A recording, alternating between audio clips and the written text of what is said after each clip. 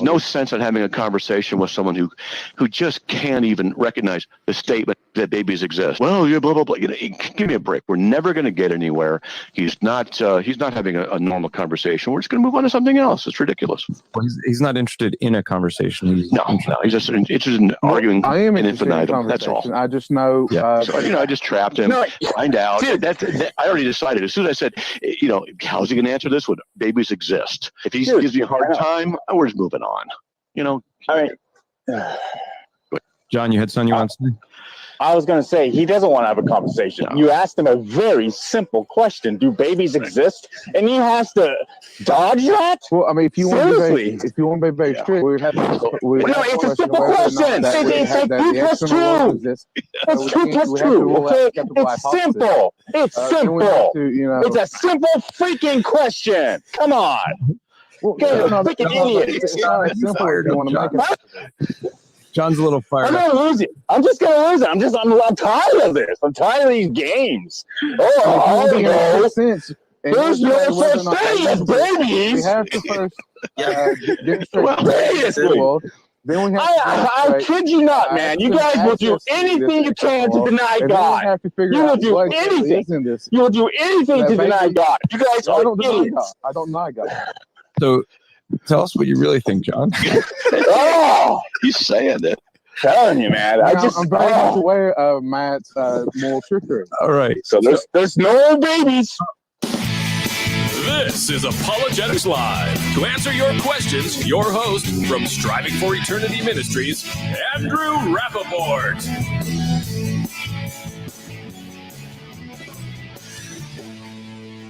All right, we are live, Apologetics Live. I'm your host, Andrew Rappaport. I love that clip. It doesn't matter. I could be in the worst mood. I'd listen to that clip, and it's just great. Our guest apologist, Jamal Bandy, requested that. I gave him the choice. The guys that are in the backstage, I said, should we play that clip? He gave a head nod since he's the guest where we played it for his honor. So John is in here in the backstage, so he's just shaking his head as we're listening to that. But that is a real clip from a previous Apologetics Live. You never know what you might hear. So what is saying that is epic. It was. Yeah, that was an epic, an epic episode. So welcome to Apologetics Live. This is something we do every Thursday night to answer your questions, challenges, anything you may have for us. Tonight, we're going to talk about, pretty heated topic some days, but it is the issue of being woke. But before we get there, I just got to play this. Let me just share this with you. I got to probably be in a different browser, so we'll just move that over, and we will play soon. I know as soon as I'm going to trigger people as soon as I share this. I realize that, but all right. Well, you ready to be triggered? Oh, John left. He must be triggered already. Here we go. Look at that. That is one of the scariest faces. I'm just telling you. We want to listen to what she had to say. I think this is today. I could be wrong, but she had some. How do we say this? Can we say words of wisdom for those of us who would like to get out of our house and maybe go to work? Well, let's hear the brilliance of AOC. There's a lot that we could be doing right now, but ultimately, I think when we talk about this idea of reopening society, we'd like to work. Only in America does the president, when the president tweets about liberation, does he mean go back to work? Okay, just stop. Everywhere in the world, people like to work. And when you're restricted from going to work, then yes, that's exactly what liberation means. Removing restrictions. We're being restricted. We can't work. AOC doesn't understand the English language maybe, but she has even better brilliance for us. You ready for this? I'm watching Jamal's face in the background, and it's hilarious. It's going to be fun to see his reaction to this when he comes in. Have this discussion about going back or reopening. I think a lot of people should just say, no, we're not going back to that. We're not going back to working 70-hour weeks just so that we could put food on the table and not even feel any sort of semblance of security in our lives. Well, there you go. That's what we should do. No AOC for you, ladies and gentlemen. Wonderful brilliance of AOC. So she thinks we should stop going to work to put food on our table. How exactly is the food going to get on your table? Now, I got news for you. I'm willing to guess that if she was still working her previous job, she wouldn't be making any money and she'd be wanting to go to work to put food on her table, because I don't know too many bartenders that get paid to sit at home. Yes, that is her brilliance of a career that got her to be an expert on all things economics. Yeah. So AOC says we should just stop going to work. How's the food going to get on the table then, AOC? Not all of us got elected by some, I guess, pretty dumb representatives or people that voted for you because they voted you in. And so she got elected, and now she's got a paycheck for life. She never has to work. She's always going to get a paycheck and healthcare for life. But she wants to tell you, as you sit at home, you should just stay sitting there because somehow food is going to magically just come and land right in front of you so that you can eat. That's not the way the world works. That's just not. So what we're going to do tonight, I want to do some things. And if anyone wants to come in, just go to apologeticslive.com and you could join us in the room and ask any questions that you have, give us any challenges that you may have. But before we bring in our guest apologist, I think the thing we should do here is just, let's see if we share screen again, because this is what we're going to talk about. And I was thinking we just play at least a couple of these outstanding videos. We'll start with his latest one. A woke brother exposes racist virus. Oh, I know it's been a while, but I'm back with some more information coming to you straight from a woke brother. See, now this pandemic has happened. This racist pandemic called COVID-19, a strain of the coronavirus, has come and is plaguing our communities, especially our Black and brown communities. You don't believe me? Look at this tweet here from my sister Alexandria Cortez. She is letting you know what the truth is, because y'all acting like y'all sleep. Y'all act like y'all know what's going on. See, y'all don't want to see, but I see. I know. Matter of fact, let me get something, because y'all ain't practicing social distancing. Y'all trying to kill us. So let me see, y'all trying to make us sick with this here COVID-19, thinking y'all fooling somebody. You ain't fooling me, and you ain't fooling Alexandria and those like us. Look at this. Deaths are disproportionately spiking in Black and brown communities. Why? Because the chronic toll of redlining, environmental racism, wealth gap, etc. Your money, the fact you got money, is causing us to die from coronavirus. That's because y'all got the money. And environmental racism, see, even the environment can be racist. Y'all putting us in these neighborhoods and stuff. And you know, it's because we in certain neighborhoods that we're susceptible to more spread of this virus. It's because of y'all. Y'all white folks, y'all hate us and y'all don't want nobody to know. But we know, and we're going to expose you. This virus is exposing it. It is exposing it. Like my sister said, inequality is a comorbidity. I don't even know what that word means, but it sounds like it's saying that y'all are racist. COVID relief should be drafted with the lens of reparations. We still waiting. And then Trump said he's going to give us a stimulus package. Hey, I'll take it, but it ain't the reparations we want. We want more. it need to be more because y'all are disproportionately killing us off. I can't hardly breathe behind this thing. I'm about to pass out. But it's because of y'all racism. Y'all making me have to wear this mask. Well, this shirt. I put on a mask. Cause see, ain't no more masks at the store. Y'all even took all the masks. See, y'all made sure y'all bought all the masks up so the black folk couldn't get them. And that's okay. That's okay, because we're gonna survive. We're gonna make it like our people before us did. See, y'all thinking.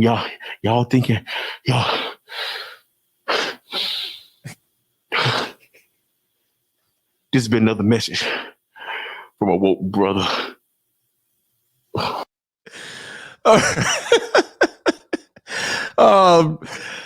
Jamal. All right, so we gotta. Oh, I gotta stop that. Are you Todd? So okay, we got to tell the story. there's someone that's there's someone, James Holly, is saying, where did you find this guy? James has got to go to Prescribed Truth on YouTube. Look up the woke brother episodes. It's a whole playlist. There's 7 of them now. Well, actually 6. One is you just responding to me playing it. But I figure that's a good way to explain what wokeness is. See, I don't know who this Prescribed Truth guy is, but he be finding my videos and get me to come on his show to tell y'all what the truth is. Y'all just try to make fun of my sister, A. Cortez, but I'm gonna tell y'all something. That food gonna come to our doorstep because of the white people gonna bring us the food. They're gonna serve us, the black and brown communities, because that is what it's about. And don't worry about the money that she making. She can make her money because that's a part of her. I guess that would be brownness. Yeah, because her brownness. That's the new blackness. But she's not that brown. She's brown enough.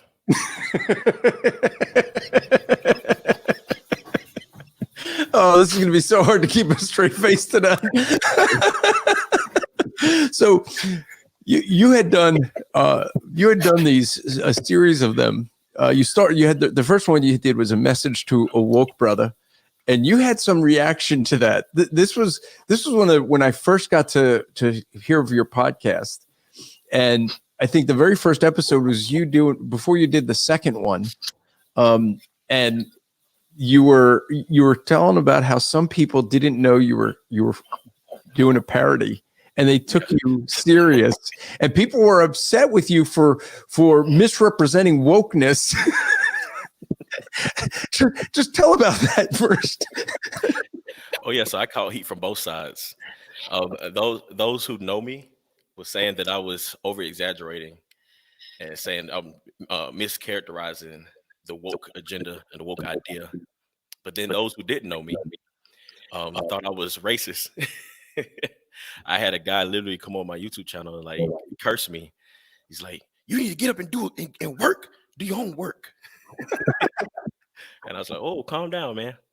Watch the rest." You and I even had we had a guy. One of the guys that's a fellow podcaster on the Christian podcast community had his web developer went and was developing the website and saw a Christian podcast community and wants to go check out to see who's associated with it, and found your YouTube channel and clicked on one of those episodes. And he calls up, he's like, "You can't be hanging with these guys. This is there's some bad news." Totally believe in it.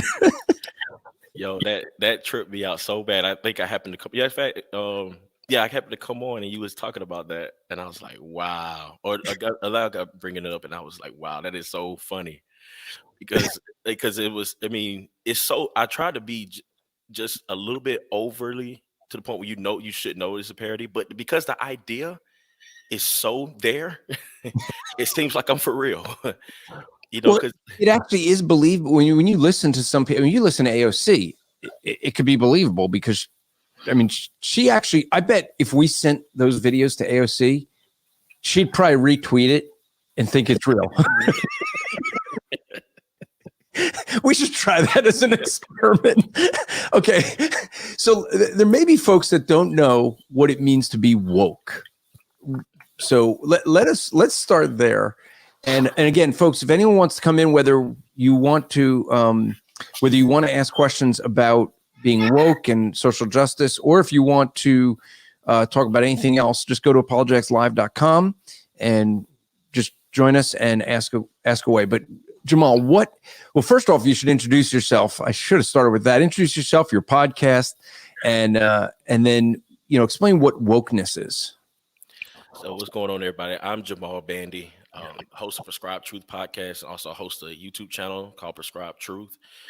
Basically, what I seek to do is just distribute the truth to this culture, from a biblical worldview, a biblical and reform worldview.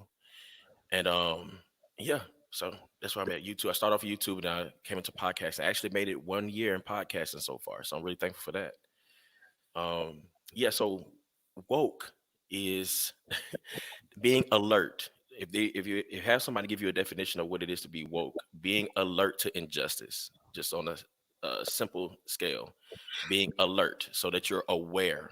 All right, because you think about it, when you're awake, you're aware, and when you're asleep, you're not. So those of us who are asleep, because we're not aware of the injustices that are happening, but those who are awake, they are aware of the injustices, but specifically against Black and brown people.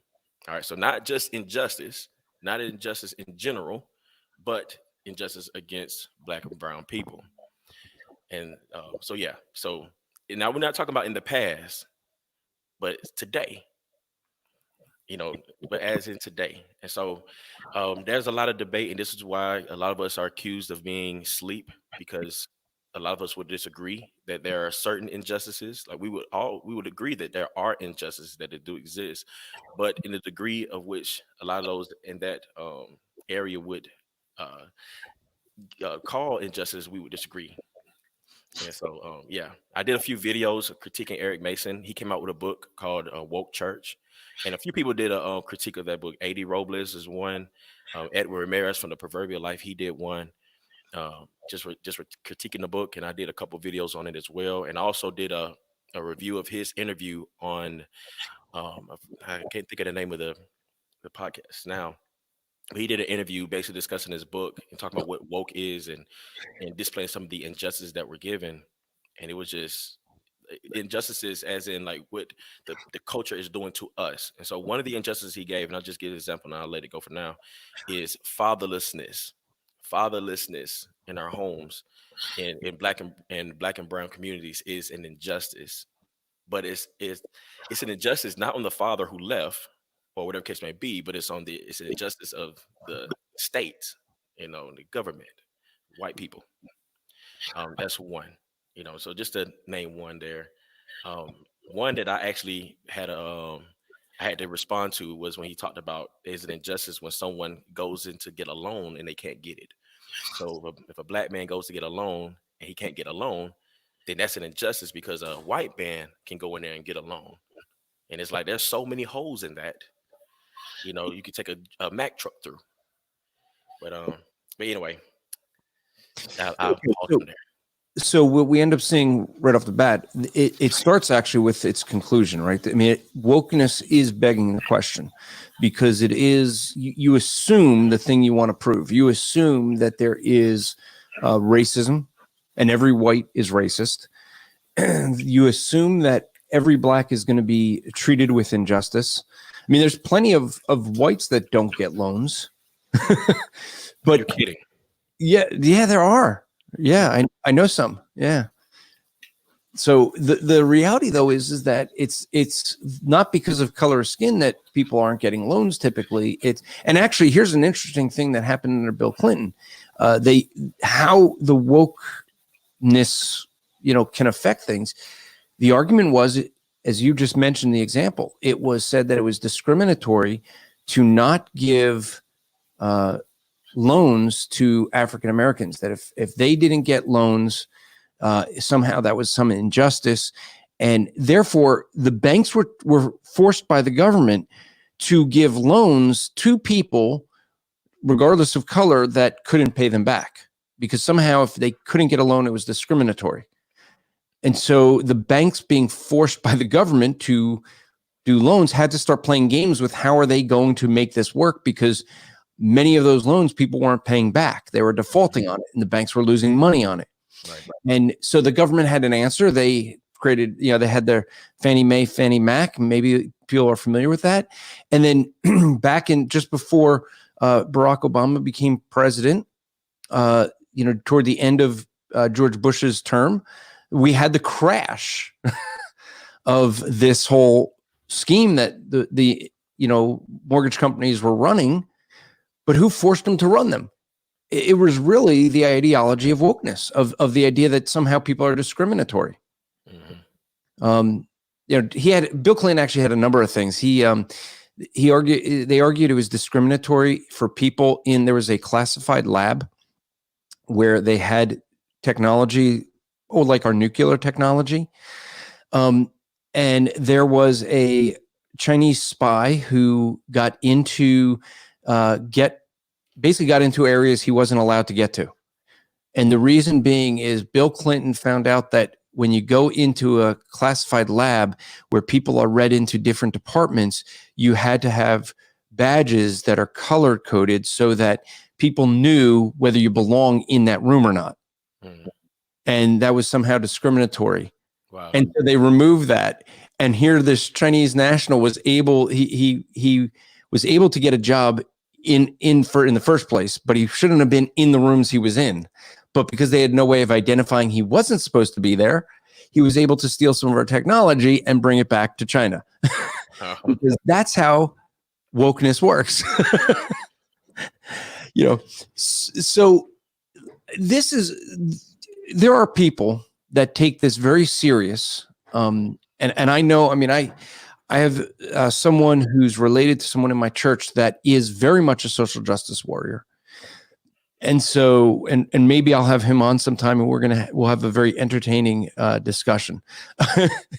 But there's people that take this very serious. You get attacked if you, in your position of not taking it serious. Why do you think that is? Well, one, because it should be common sense because I'm black. So it should be common sense that I take it seriously. I should, and if I'm not taking it seriously, because obviously I don't care about black people. I don't care about my own people. I'm sold out, so to speak. And that's unfortunate, as if it's so much in that, man. Like, we have to assume, like you said this earlier, having to assume that everybody is being racist, that every situation is because of racism. That's exhausting. That's exhausting. But also it's the fact that it's not built on any truth. It's assumptions. And black people, it's interesting because we don't like to be assumed upon. Like if I go out, I don't want nobody to assume that I'm automatically a thug because I have dreadlocks. I don't want nobody to assume that I'm automatically, if I'm looking some kind of way, I don't want nobody to think that I'm hood or person or any of that. I assume you're a thug because you are. What's wrong with that? Well, you got to get it together. You can't tell everybody that. You talked about this before we started the show. Don't beat me up, now, bro. But it's like we don't like that. We don't like that ourselves, but yet it's okay to assume this about another person, another human being. And because they say, well, we've been treated this way all our lives and all this time. I'm like, well, I haven't been treated that way. I'm well familiar with history. I understand what happened back then, and this is where I think the beauty comes in and knowing what the truth is concerning the gospel, who God is. Like all of this comes back to it. Our presuppositions come back to it. It's like, if you know what the Bible says about men's hearts, then it's understandable what happened back then. It's like, okay, this was a time where people were being this way, and there may be somebody today who is racist and everything else, but then where there is racism, where there is sin, we deal with it. But I can't just assume somebody's racist because you can't see racism. It's experienced. So I can't look at another person and say that they're racist just because of the color of their skin. Just like somebody can't just say I'm a thug just because I'm black.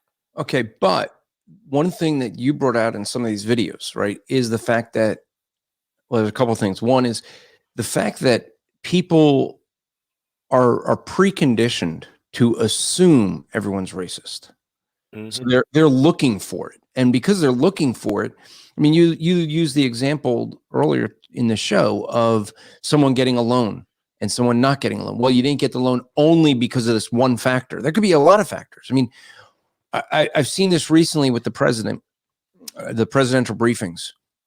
You had a reporter who there was the Surgeon General, who happens to be African American, and he's trying to say, hey, go talk, call your parent, call your family, right? He used terms of endearment that he uses within his own family, and he referred to his grandmother as Big Mama. So later on, they asked two questions. They asked a question of Trump, and it was an African American reporter. And she asked Trump about why, knowing that the African-American community is suffering from the coronavirus more than any other. And, they just got done going through all the facts that they're having that because of the fact that they had people who were basically because of pre-existing conditions, overweight, diabetes, high blood pressure are the three top ones. That I think it's like 94% of the people that have a coronavirus where they have the side effects, they have pre-existing conditions, and it's usually one of those three. Okay, right. Overweight's number one, diabetes number two, high blood pressure is number three. All right, so at 94%, and so she was asking the question, why are you not doing enough for the African-American community? I want to jump through the screen and be like, what are you expecting to do? Build a time machine, go back in time, tell people to start eating healthy? I mean, Michelle Obama tried that, and she's African-American, and it didn't work. Like, how'd that go? Right? I mean, so the assumption was the knowledge is there is a behavior that caused people to end up having issues. Now, not everyone has, because there's some things that are genetic. But the very next question she asks was to the Surgeon General. I mean, within seconds. And she's saying that him referring to Big Mama was racist. And he's like, that's what I call my grandmother. It's like, but then she was saying, how could he blame people's behavior for them getting the coronavirus? And he was just like, because a lot of it is. A lot of it is behavior issues. And so they next day he was a racist, and he's African American. How quickly do these people, will they turn on someone that doesn't toe the party line? Oh, just like that. Just like that. Oh, so there's two things you mentioned that I want to talk about. The first thing was the assumption of everyone as being racist, or it's assumed upon them. And that's what thing that got me really upset, and which actually started me doing the Woke Brother videos, because I was just frustrated. You have people like Ekemine Uwan, who goes on to the Sparrows Conference, and she has this congregation of women, mixed crowd, and she's telling these women, these white women in the crowd, that they need to admit that they are racist, that they have this this white fragility. They need to admit it. They need to admit it and then embrace blackness. They need to renounce their whiteness and embrace blackness. And so, but then women who started walking out, the women started leaving, and she accredited it to them being racist, because they didn't want to hear no more of that foolishness. And that made me upset, because wow, so because a person in their mind, they self-examine their heart, and they're saying, okay, I know I love my African-American sister. I love all my sisters.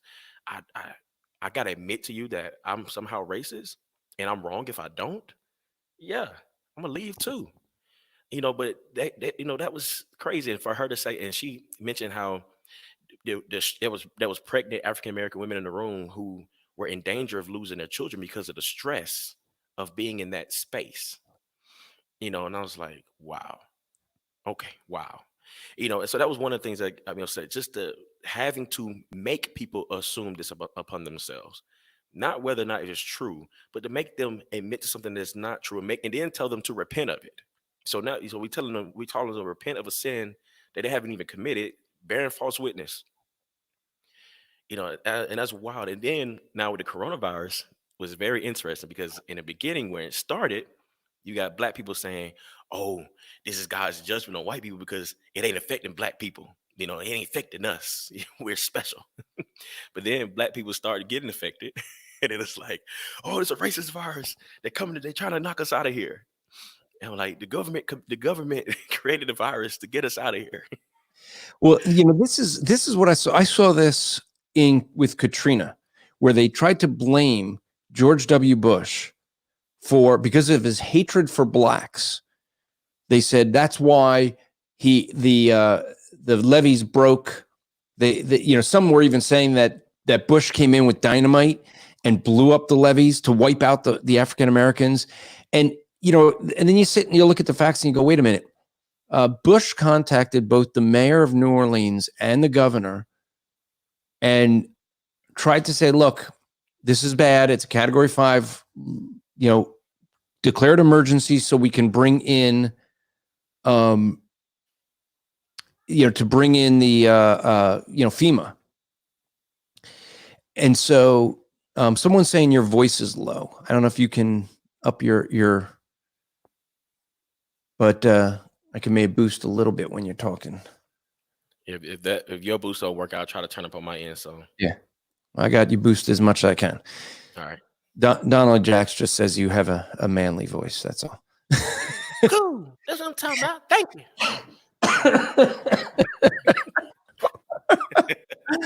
Oh, I've been looking forward to this for the laughs alone. Right. So what ended up happening was, Bush came in. He activated FEMA has 48 hours from the declaration of an emergency until they get on scene. Bush actually activated them, but he can only activate them to the point of sending. So they were activated 24 hours before, but they couldn't do anything until a state of emergency. That's the way our country works. Right. I know liberals don't understand this, but states have rights. I mean, we're seeing that Trump is not trumping that. He's working with it. You like that? So you got that. What you did there, yeah. But he's letting the governors do. Even when he disagrees with what the governors are doing, they have the right to do it, and that's the way this country works. And so Bush couldn't come in, and they actually had buses that were sitting there. They could have bussed everyone out. They didn't. The mayor didn't want to do it. And then when it got bad, who they blame? Oh, after the fact, it's Bush's fault. You see the same thing here. They're already changing this to be something that they're saying that they're saying that Trump is doing this because he hates blacks. He's trying to wipe out the blacks. He's trying to, he stopped immigration. He's trying to end, he's always been against immigration. And it's like he's always been against illegal immigration, not legal immigration. Wow. And so this is how I think this stuff it really is becoming, unfortunately, a fabric of some of our society, because there are people who are constantly looking through this lens that everything is them being victimized. So how much of this whole woke movement deals with the issue of victimization and being seen as a victim? The whole thing. It's interesting. Eric Mason pointed out in his book a quote. I'm gonna paraphrase this, but it was from W.E.B. Du Bois, saying that every black person battles with two natures, and this two is in these two natures. One is how to basically the fact that I am black, and what that means, and also how people see me as being black. How that affects people, how people look at me and everything else because I am black. And therefore black people deal with this. And this is actually part of being woke. Like this, like you can't be woke without having this realization. So this the part of how people look at me is the victim part. How I'm treated, how I'm handled, and everything else. it's a victim. So if I'm mistreated, then it has to be because you don't like my skin, you don't like defective, my hair, and everything else about me that makes me who I am. You don't like that, and that's why you treat me the way you do. That's why I may not can get the job. My mom is black, therefore she named me Jamal, or she may name a sister Shaniqua, and because her name is Shaniqua, she can't get the job at such and such place. Because she didn't name her Amber or Becky or whatever. you know so all of that, so you have to recognize that. So everything comes as being a victim. Now if I do get the job, that means you must have recognized the fact that you need to downplay your whiteness and embrace this blackness. So there we have it. And that ends up leading into this whole idea that there is a white privilege. I think everyone's has heard this. The idea that somehow just being white gives you privilege. Now it's kind of interesting. My kids, when they went to college, they applied for financial aid. And so you mark off, you have all this, these different minority groups that you can mark off. Are you African American? Are you American Indian? Are you this, that? And I didn't see one. I didn't see one for Jewish, by the way. I just noticed that, but they didn't have one for Asian. And so I chose other, and I wrote in Asian American because my wife is from Hong Kong. They're Asian. Mm-hmm. Actually, it got rejected because Asians are not a minority. And I went, how are they not a minority? Like they're not a large number of the United States population. And this was the answer I got back. That's not how you define minority. Minority is defined by having privilege or being able to have privileges and not having a good enough education. Asians have a good enough education that they don't need the scholarships. And I was like, what? Like, so right there it is a black privilege. Yeah, we got black privilege, but it's at the same time, it's so like that's disheartening. I mean, for those who embrace the woke idea, like this has to like offend you in some kind of way that people think that less of you growing up. Like your school, so you learned nothing in school, therefore you're always forever held back. You didn't learn the same arithmetic. You didn't learn how to speak. You didn't learn how to read like the white person did. Saying the white kid got the better education, saying than you did. So they learned how to read better than you. So they can say automatopoeia and you can't. They probably can spell it. Wait. I can't say that. You can't say, I can't spell it. Forget it. So anyway. It's because of the school I went to. Yeah. Well, look, let's be realistic. There is certain advantages that certain people have. If you have someone that has a lot of money, they can afford a better education for their children. They can put them in a private school because they have that money. So there is going to be that advantage. But that advantage does not mean that somehow all people that are a certain skin color have that advantage. Right. I think Barack Obama had a pretty good education. So did Michelle Obama.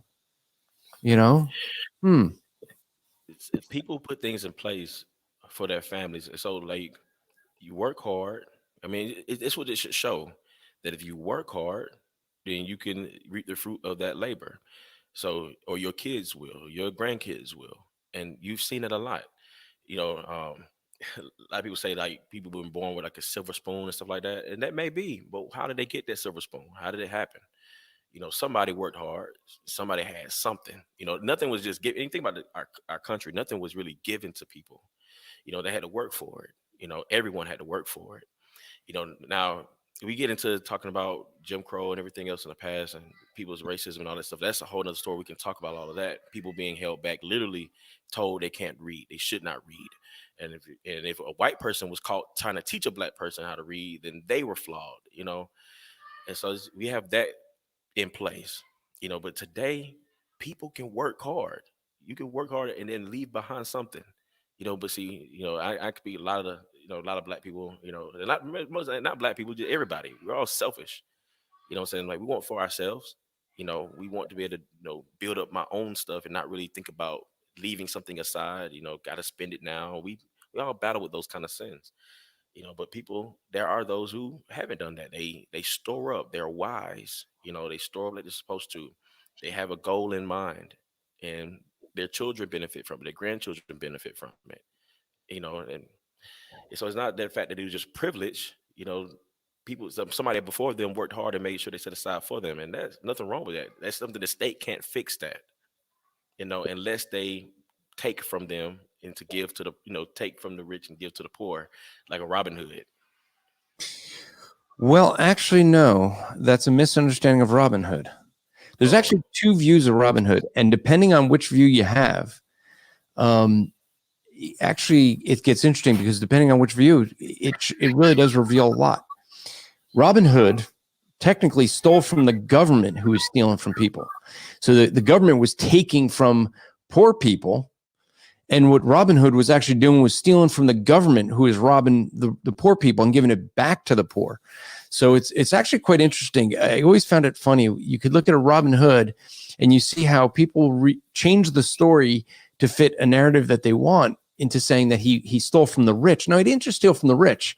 He stole from the government when they were overtaxing people to where the people had no food. And so he was stealing from the government to give it back to the people who were working for that money. For some reason, governments don't like to have that view of it. But, the thing is that, That's a good point. Yeah, I mean, I think that we end up seeing, this is nothing new.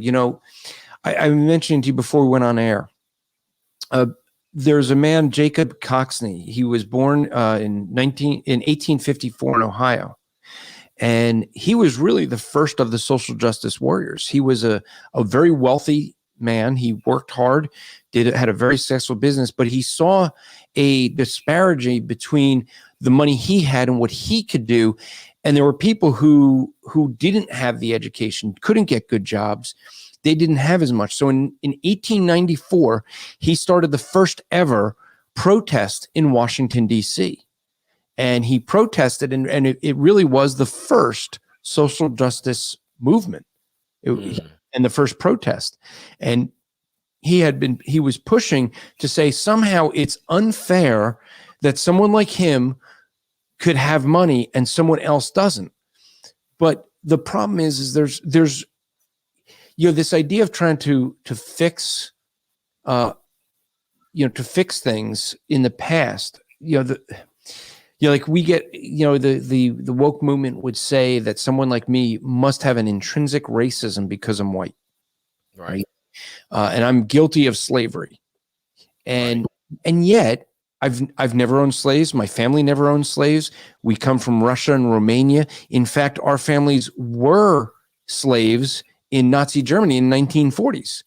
I mean, African Americans were not slaves much longer. There's no one living today that was a slave from the African slave trade. I mean, no one.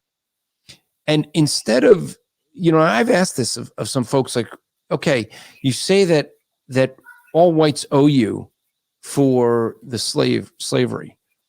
Would you want to return to Africa right now, pick up, leave, and go back to your homeland? And it's amazing because I've never had a single African American tell me they want to do that. Okay, then you should be glad you have privilege. Your ancestors, what they went through is horrible, but you got the privilege of it in living here. Some of them Africans wouldn't accept them back. Yeah, I think there's some Africans that would say they'll trade places with them. They would much rather come here and say you go back. You don't appreciate what you have there in America. There's actually now more African Americans that are from Africa than were born here in America. There's been enough people that have come in. There's more that are here from migrating from Africa than were born through the slave trade. Wow. When you look at the ancestry. Yeah, that just happened this year. And tells you that there's a lot of people that want to be here. Yeah. Now, some of them have to give up a lot. I mean, my wife's family gave up a lot to be able to be in America. My father-in-law had a very good business. He was he had was in the newspaper business, and he had made good money there. His father was actually, before Mao came in, was they just called him a tribesman, but he was like kind of like a governor of type. I mean, he's a very wealthy. He actually had to flee when Mao came into, had come into power, and but anyway, the thing that happened, my father-in-law gave up his career. He and my brother-in-law came to America, worked for a year, leaving his family behind, and struggled to make ends meet so that they could get enough money to bring the rest of the family, my wife, her sisters, and my mother-in-law over. And when they came over, they didn't have anything. They all worked. I mean, when they were old enough to work, they worked in a factory, and they worked, and they struggled. But now, a generation later, they can reap some of the rewards of their parents' suffering. The parents didn't have it easy, and their parents never really had a lot, but they sacrificed for their children. Now, in the case with the African slave trade, they didn't have a choice in that, right? We recognize that. Mm-hmm. But there is a benefit that comes to the generations afterwards. I had a guy that I interviewed on my podcast a long, long time ago, and he had said, he's African American, and he said, he's grateful that that he is able to be born in America.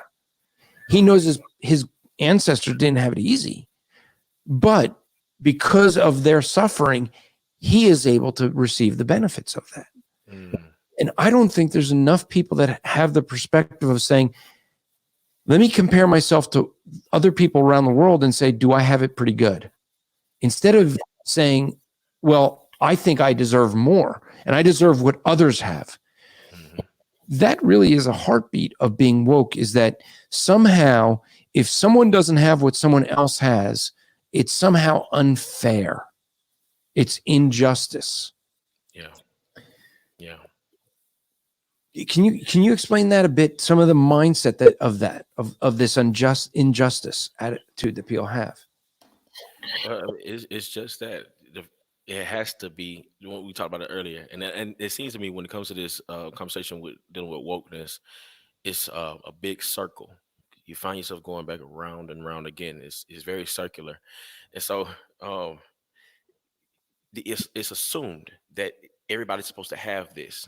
The assumption is we're all supposed to have the same.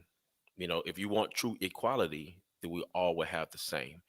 If you make X amount of dollars, I should be able to make X amount of dollars if we're doing the same thing. It don't matter if you have more experience than I do or any of that kind of stuff. It's the fact that we're doing the same thing. Therefore we should make the same or have the same. If you have a big house, you have 5 bedrooms, I should be able to get a 5-bedroom house too. You may have put more money down, you may have had the capital, but hey, it should be able to be affordable to me. If I make less than you do, I should still be able to get that same 5-bedroom house and pay what I can pay for it. I mean, that's just what it's supposed to be because we're equal. We should have the same kind of, when it comes to the car and everything else. Everything is just assumed, these preconceived notions. And it's interesting. I was doing a review on Prescribed Truth dealing with Martin Luther King at one point, and his communist background. And he did a sermon called "Is It Wrong for Christians to be a Communist?" For Christians to be a communist or to believe in communism, something like that. And in his sermon or his speech, I should say, he was mostly trying to basically say that we shouldn't be a communist in the sense of back then when communism wanted equality by any means necessary, whether they had to lie together, whether they had to steal together, whatever the case may be. But they should want, they all want the same things. Whereas Martin Luther King was saying that we should all have the same, but we should not have to lie and steal to get to it. But we should have the same. There should be no different classes. We should all be one class. And so that's what he was pushing for. So he said in his speech, "I won't rest until every black person is making the same. You know, he's I can't rest until we're making the same. You know, But yet whites don't make the same. I mean, I don't make the same as other people. well, but this is where the logic falls, because this is where the logic everything's falls. Because we can look at all that a fine tooth comb, but we're going to go back to a majority. So yeah, it's something special about you white people that don't make the same as somebody else. You know, y'all are the exception, but not the rule. You know, the rule is y'all got to be sure y'all have the best and the ups and everything. It don't matter if there are poor white people that exist who can't get a leg up. It doesn't matter. The fact is, the majority of the white people got it made, but it's the opposite for the black community. You may have exceptions where you have some black people who are doing pretty good. You know, got wealth and everything else, but the majority of the black people are poor and they can't afford anything. See, Barack Obama has about $12 million home in Martha's Vineyard, a $1.6 million home in Chicago, and a $8 million home in DC. So I guess he's doing pretty good. I'm not even close to that. He's an exception. Yeah. Yeah. Yeah. And so it's all basketball players, all football players. They're all exception. They're used for their bodies. Therefore, they got the money. You know, there's some people who made the argument that even those who play sports are basically just slaves to the sport they are, because basically white men are sizing them up, taking measurements, getting the bigger, the best, you know, the most athletic one to play on their team. You know, it's a white men who are owning the franchises, and it's a black men who are playing, even though there are some whites and some Asians and so on and so forth who are playing. Yeah. You know, KT says, you know, think about how it happened to Joseph when, you know, in the Bible, you know, because Joseph, you know, he didn't have it easy, but he ended up rising to power because God's hand was on that. So, we got a troublemaker in the room here. Let's bring him in. Look at that troublemaker. Whoa. You know, here I thought I was going to be nice to you, but now I don't know. Troublemaker, huh? Hey, it's my Jewish privilege. See, I have that over you. See, I have some intersectionality points because at least I'm Jewish. You're not. So I'm related to one of the gangsters in the Hole in the Wall gang, and you know, my parents came from Germany, my grandparents and stuff, great grandparents. So you know, we had to struggle. Huh? No wonder I don't like him. The Germany. That's right. Well, my last name Slick comes from the German Schlichting. Yeah, so see, it became Slick. So told my people. Wow.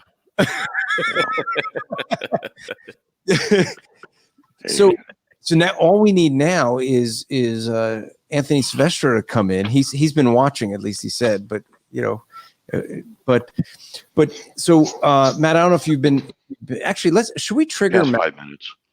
Been watching. Should we trigger Matt and play a woke brother video? Have you seen these, Matt? No.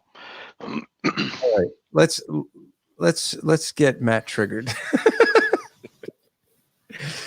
Don't get triggered too bad, Matt.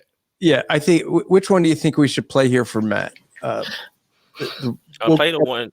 Play the one dealing with the woman who apologizes. I think that's Marion Williamson. Yeah, which one was that? Oh, is that this one? Yeah. Okay. All right. So this is and Matt, you just got to remember this is satire. Oh, it's satire. All right. Yeah, because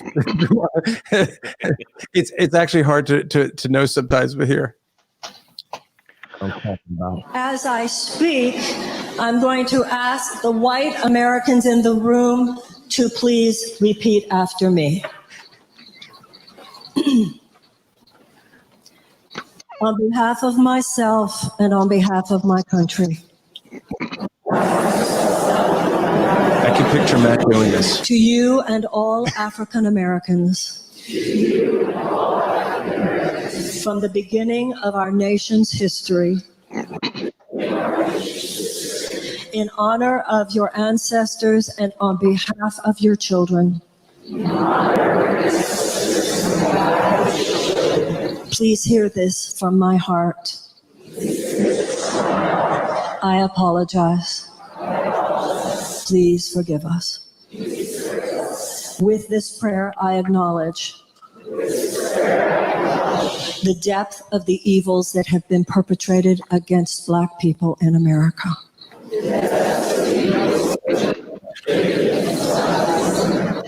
From slavery to lynchings to white supremacist laws to the denial of voting rights to all the ways, both large and small, all of them evil, all of them wrong, for all the oppression and all of the injustices. I apologize. Please forgive us.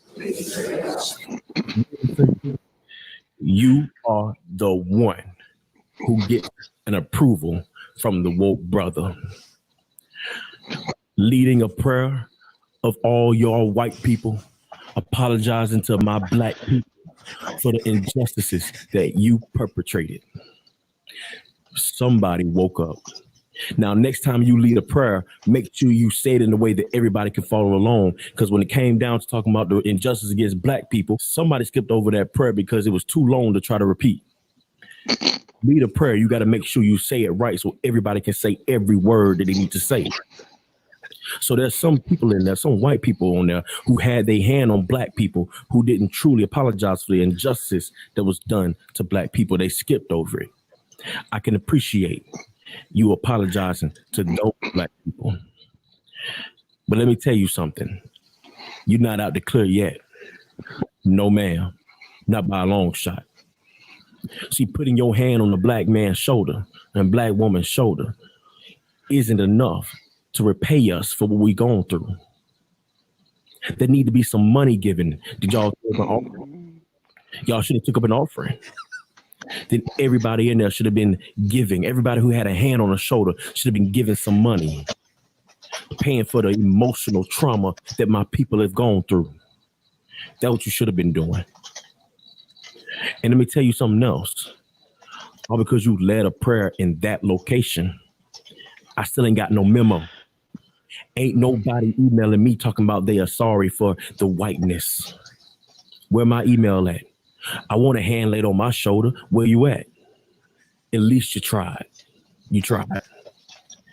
But didn't we tell you that y'all don't have a say in the reconciling love between Blacks and whites? You need the approval of the Black community, not a Black room.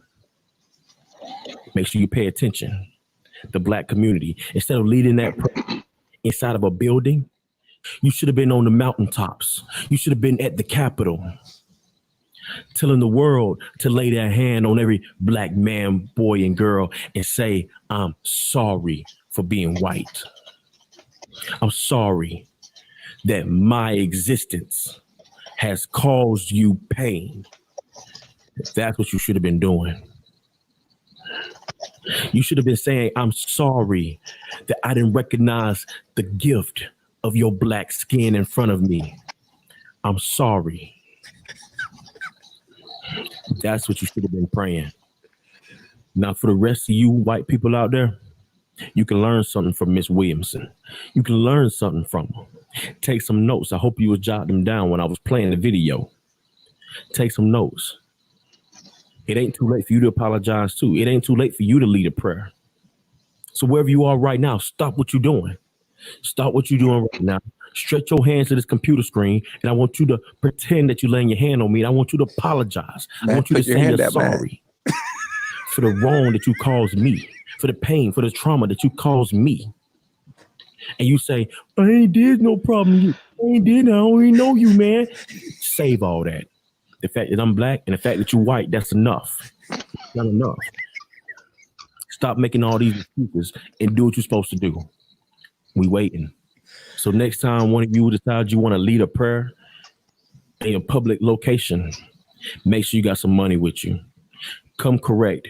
Don't come at all. But don't you fret, Ms. Williamson. It ain't too late. It ain't too late. The next time you decide you want to apologize, you just make sure you look up a woke brother.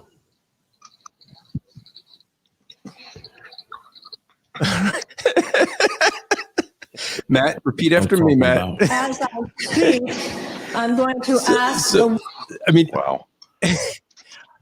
okay. So Did you enjoy doing that video? yes. I don't know how you keep a straight face. So, I got to explain now. When I watched her do that, Yeah. the frustration that I had over there, because this is the thing. The fact alone of being black, I'm automatically do something. The fact alone that you're white automatically means you owe me something. And it's like, that was so foolish. You have these people apologizing for something they had no part in doing. Now, That's right. those in the audience who may have some racism in their heart, okay, maybe, but everyone, you telling people to just apologize for something they had nothing to do with, and then they say we're sorry. We're sorry, and that's going to cover it. That's cover, and this is virtue signaling.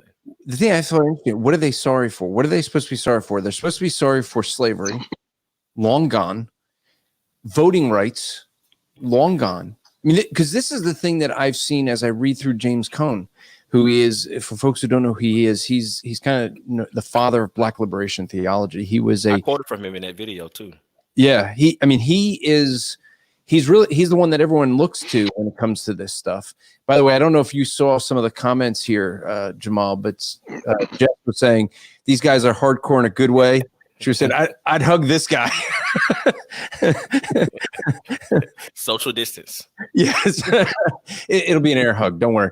But the thing that James Cone always brings out is that blacks were not treated. They're treated as subhuman. Now that was true. There was a time that was true, but not in James Cone's time. He complains about not being able to have voter rights, not being equal because of voter rights. It's like, since probably since he was 18, he had voter rights. I mean, it's like, people have the time he's writing those things. These are not issues. Here's the real interesting thing that I find with James Cone and this whole wokeness. When you look at it, like James Cone will say, and now remember, he wrote after the World War II, 60s, 70s, 80s. So he's saying how there's Jewish people that don't like Germans, like Matt Slick and, me. Like, I don't like him. I don't like you because you only buy you stinking dinner or lunch, you jerk. Well, hey, it is not my fault that you're not slick enough, Slick. But the argument is that we should understand why Jewish people would be upset with Germans after the Holocaust. But you know what? There's not that hatred anymore. You know why? Because the Jewish people that are living today didn't go through the Holocaust. They don't have the hatred. But yet somehow the whole thing with wokeness is that African Americans have to keep that hatred for things that they never lived through. And that's the thing I just don't understand. Yeah, that's the most frustrating part to me, is especially when I've watched videos and I've seen people, like white people admit that I'm right now, I'm embracing the fact of embracing my white privilege, that I've been racist this whole time, I didn't know. I'm like, dude, what really? Like, so like you now realize that you were racist? When? How? In what way? And it's like it's bearing false witness. Like, you're lying. You're still lying. It's and then oh man, this what makes it so frustrating. It's just like heated if I do the video in that moment. It's like when I keep a straight face because I be irritated. It was cool with the glasses on too. You look serious. Oh, he's got the glasses. He came in the show with that. Hey, Matt, you see what Melissa says here? She says Andrew could buy me dinner anytime. I guess she doesn't know what your problem is there, Matt. One day it's going to happen. You should tell Jamal some of the experiences you've had trying. Yeah, that's another show. But it'll take an hour. But the woke thing to me is ridiculous. there's some kind of a brainwashing thing going on in America with leftism, and they use racism to do stuff. It's like most people in fact, everybody I know, I mean, except for Andrew here, he's obviously a racist. I mean, he tried to compensate by marrying a Chinese woman. That's obviously that's the only reason to do that.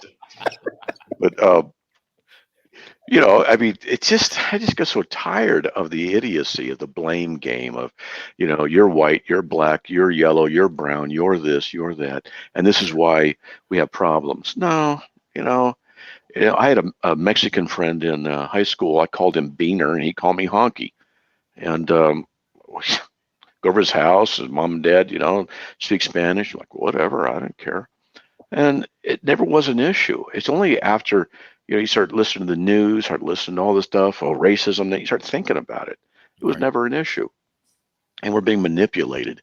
And I'm not going to apologize for what my ancestors may or may not have done. My ancestors came from Germany. They weren't here for slave stuff, And then, this stuff about paying money. What? From what I understand, $22 trillion basically has gone into low-income neighborhoods since the 60s. The problem isn't money. The problem is the culture. And we have a black problem culture. We have another culture called white trash, and we know what that is. And my wife and I, we watch Cops, and you will see, it doesn't matter who, except mostly it's black and white people. Rarely is it Asians for some reason, but you'll see stupid people doing stupid things, drugs, meth, stealing cars. You okay, Neek? Okay, sorry. And I squealed something. And, and they make choices that keep them in poverty, that keep them in bondage. I always look at it as, look, if you want to get out of poverty, work. Now, I know some situations it's not so easy. I understand.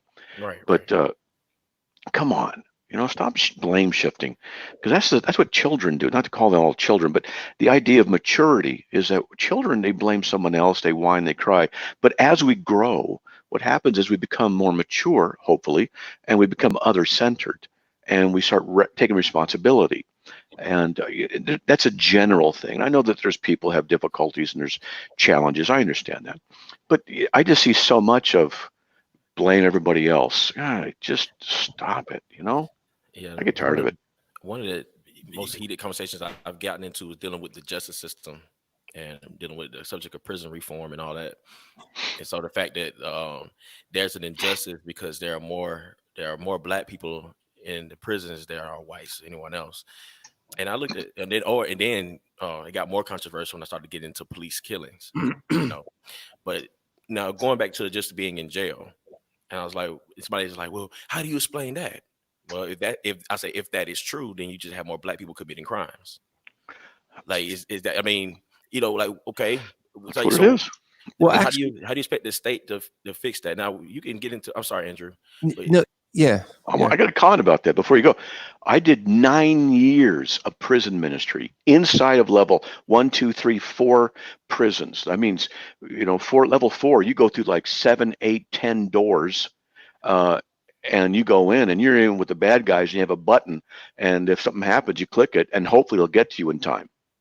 So I mean, I did it for 9 years, and guess who the majority of the people I saw in prison were? Guess which race it was? Asians. White.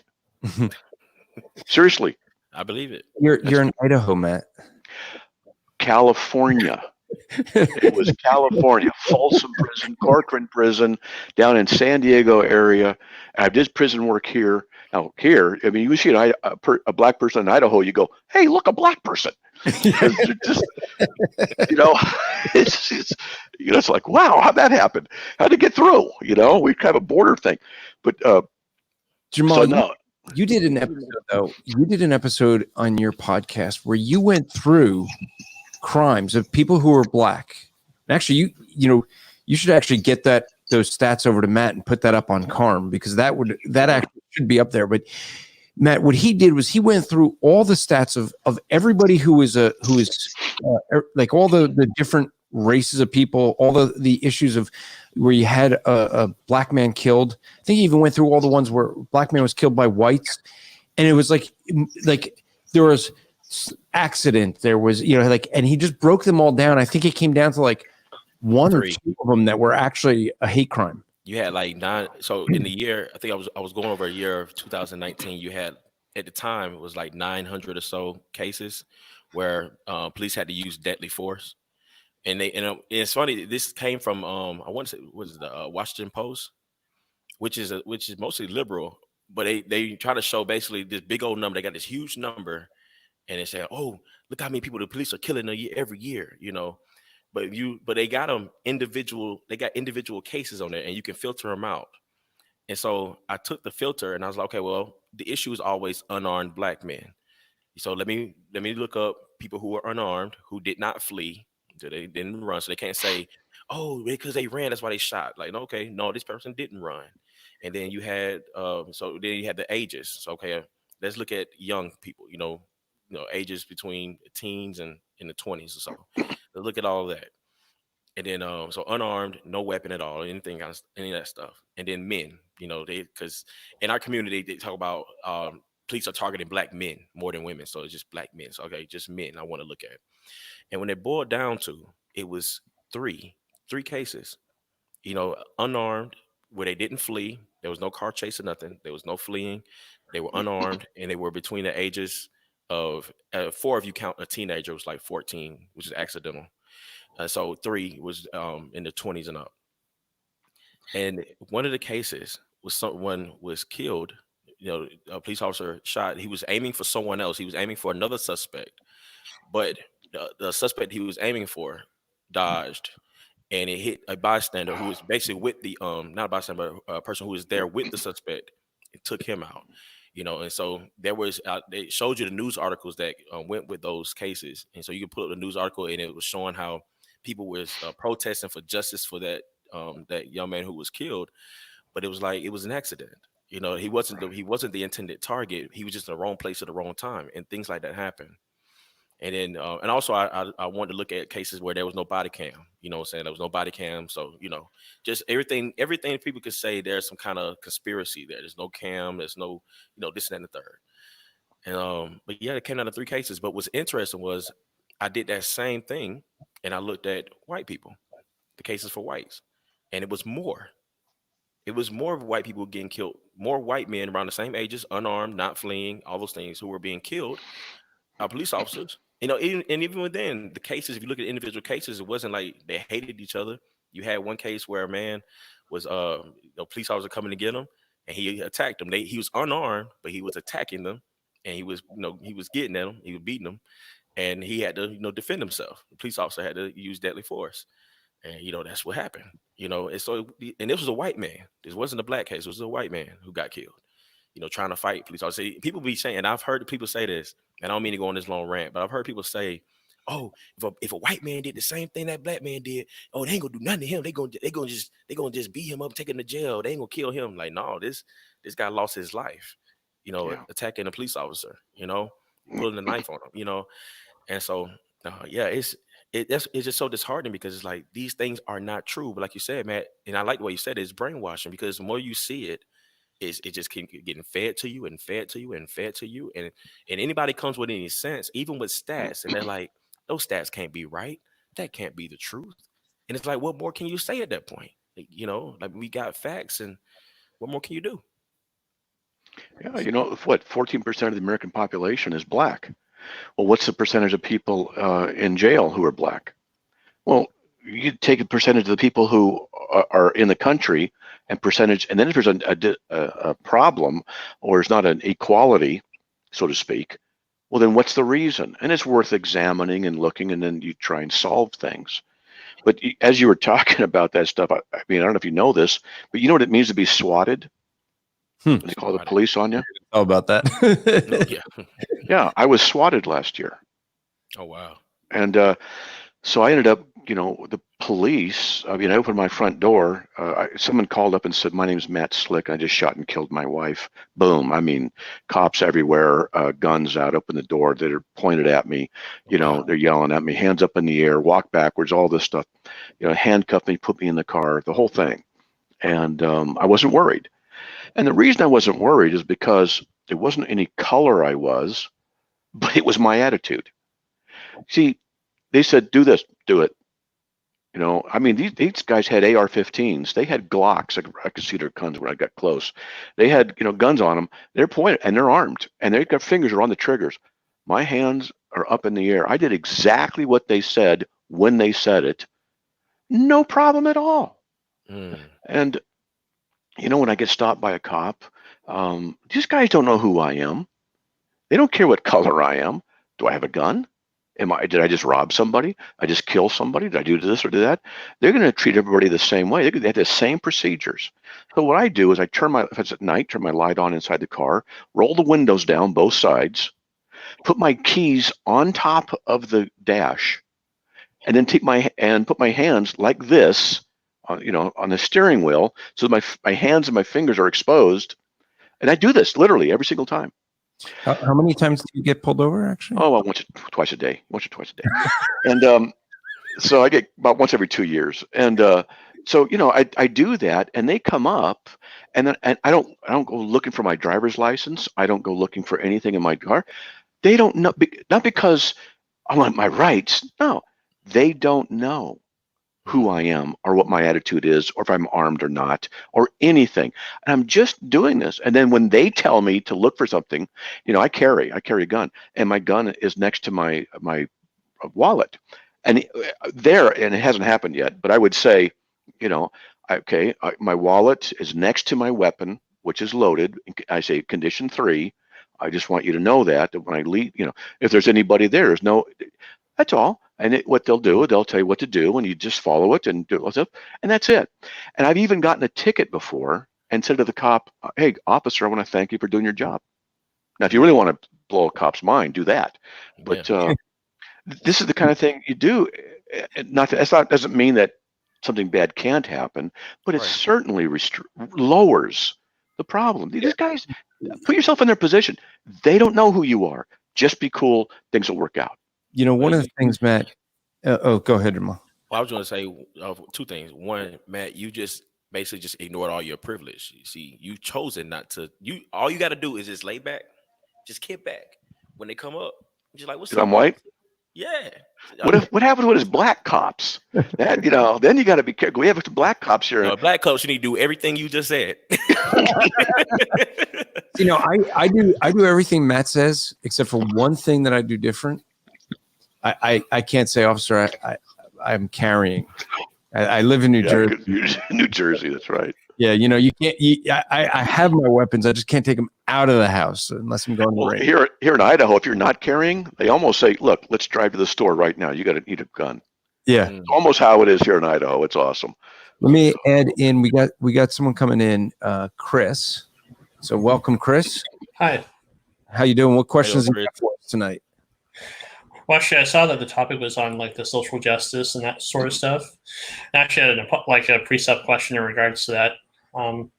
Like I know in like Dr. Silvestro's book, and also in like the what do they believe book that I've read before, that when it comes to precept or whatnot, if you can show an inconsistency within a certain worldview or whatnot, that shows how it can be false.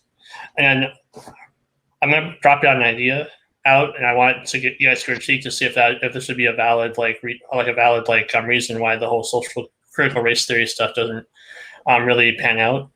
So I'm left-handed, so I'm just going to use like critical left-handed theory if I could coin a term like that.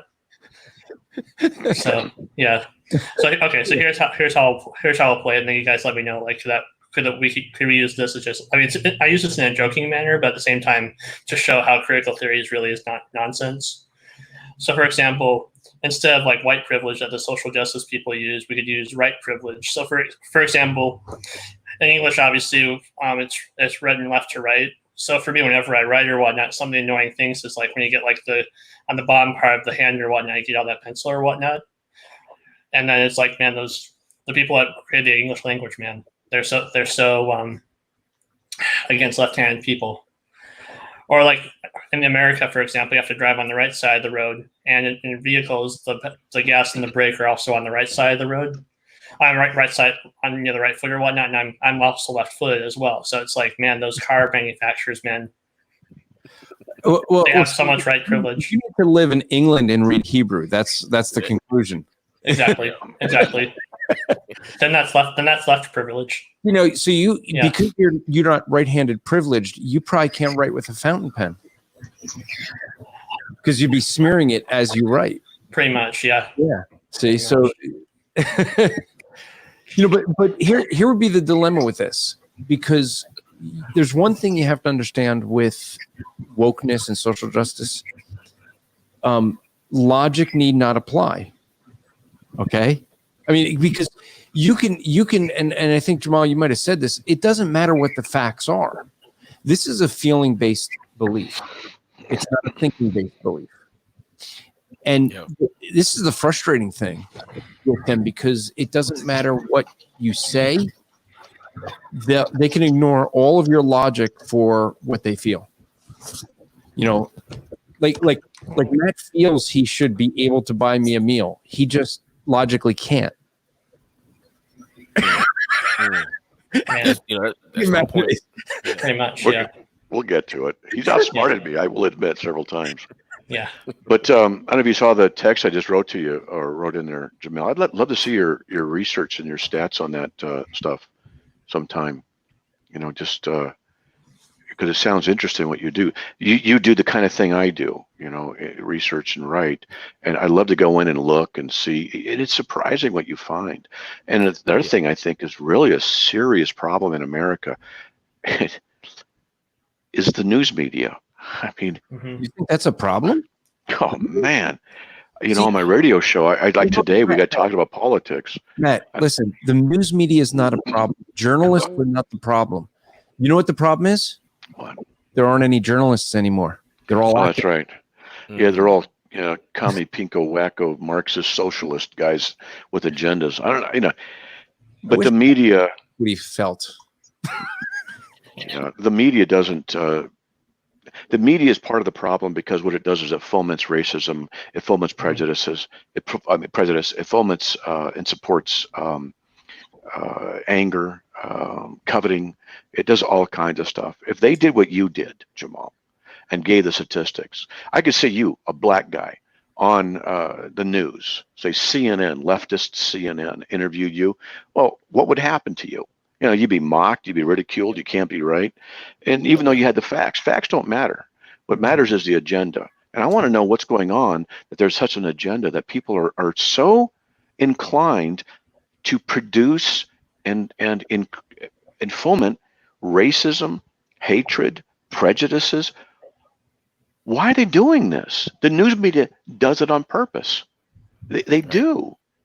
I don't get it. It's like in the case of that boy who was a bystander who caught the stray bullet, basically the bullet that was meant for the suspect, because the suspect was not. This is the thing, the suspect that the police was going to get was armed. He had a gun, and he drew on the police officer, which caused them to fire in the first place. So he was armed. The one who got shot was unarmed. But how the media twisted it is that another you looked at the media articles on those was unarmed black man killed by police. Big headline. White police? Did it say white or just police? Oh, just police, because all about police brutality at this point. And then you look at the article, and it gives the police officer's name and who he is, and he's a white man. And so that just feeds into the whole narrative. It doesn't matter. They don't give all the details that he was just there. That's in small print. You got to do more research to know what was going on. But in the big letters, that's what people focus on, the headline. That's what draws the attention. It's all in the headlines. I mean, you can read these headlines, then you read the rest of the story, and it's like it doesn't say. It's like clickbait. My wife and I were just seeing today that there was this guy that he's got arrested. He basically was giving a security guard a hard time, and the security guard called the police. And when he realized he was going to go back to prison, he literally said he decided he was going to kill as many white people as he could. So he pulled out a gun and started firing at white people. And he said he wanted to kill as many white people as he could. That was, they even had him on court, like at the court. And he's sitting there and they're like, did you want to kill white people? Yes. And it was like you're not having protests about that. Well, you know what?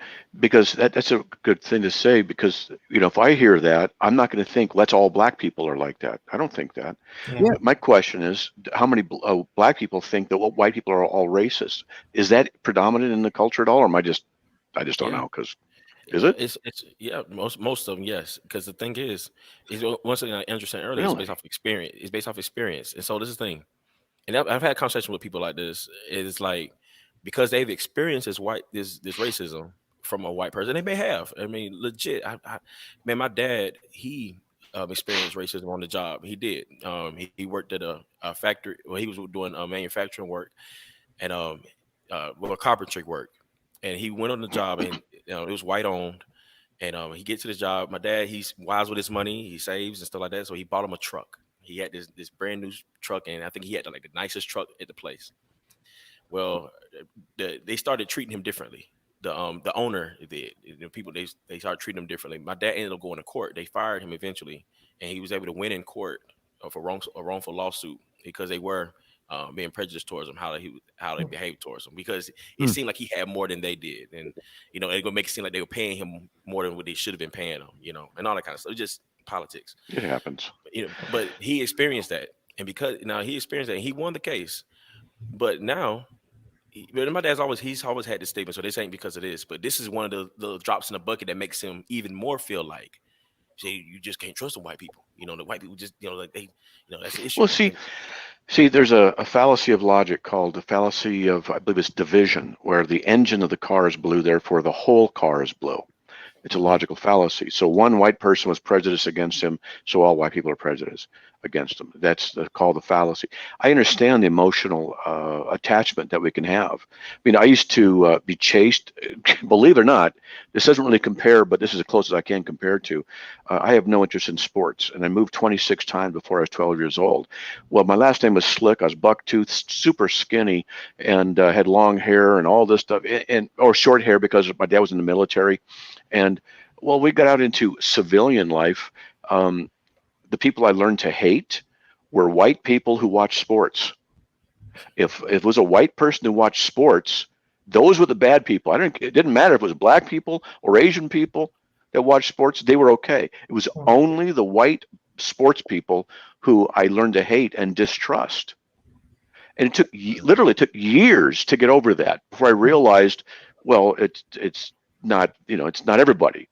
But I understand. I don't know if that's a good enough comparison, but I understand what it means to, things happen and you latch on to it. And it does take work to get rid of that and to avoid that mindset. But the one good thing that came out of all of that is I don't watch sports. I grew up in a town that was there was a section of town next door that was more Jewish, but where I happened to live, it wasn't. And they, we had people that were doing stuff. I was getting picked on all because of my Judaism until I got to high school. When I got to high school, I was able to. There were other Jewish kids, and so then there was to group up with. But until I was in high school, we all had gotten picked on being the only Jewish family in the area, and so but that didn't mean that I assumed everyone, every Roman Catholic is, it owed me something. You had put up a comment from Humble Clay about racism definitely exists, and then on every side. Now there are plenty of people who read the whole quote from Humble Clay, so folks who are listening. Okay, so Humble Clay says racism definitely exists on every side, and it's stupid and wrong, but it's also an agenda for some. Yeah. Now, the point I want to bring out is that some black people will say, black people can't be racist because racism isn't based off an attitude; it's off of status. You gotta have a status, and that brings on the attitude. So because black people don't have the status that white people do, and we can't be racist. You know, literal arguments made off of this. Now, this is something dealing with the heart. You ask them to define. Okay, how can you define whether somebody's racist? Like what behaviors are shown, and they'll give the behaviors, how they act, and this and that. Third. Okay, can you do that with money or without money? Okay, so they ain't back off status. It's behavior, it's attitude. Yeah. So if so therefore a black person can be racist, and some are racist. Well, but you have them redefine racism, right? I mean, this is what I find so frustrating is racism keeps getting changed every year to fit.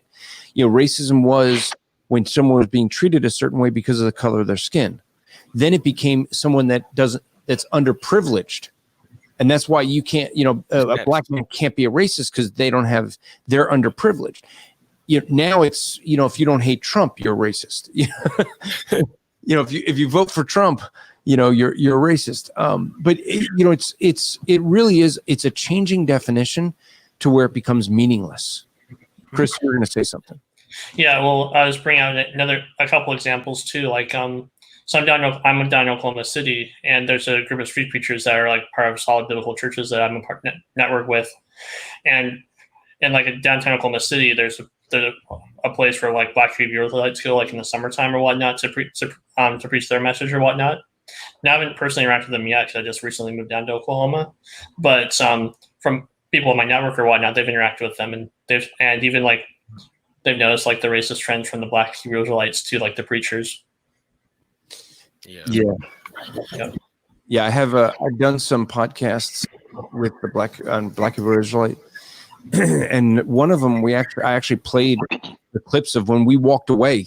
We got the video from those guys, and I mean, when we were leaving them, you want to talk about racism? I mean, they're like, can't wait for the race riots to start so we can start popping these crackers and enslaving them and raping their women. I mean, that's how they were talking as we were leaving.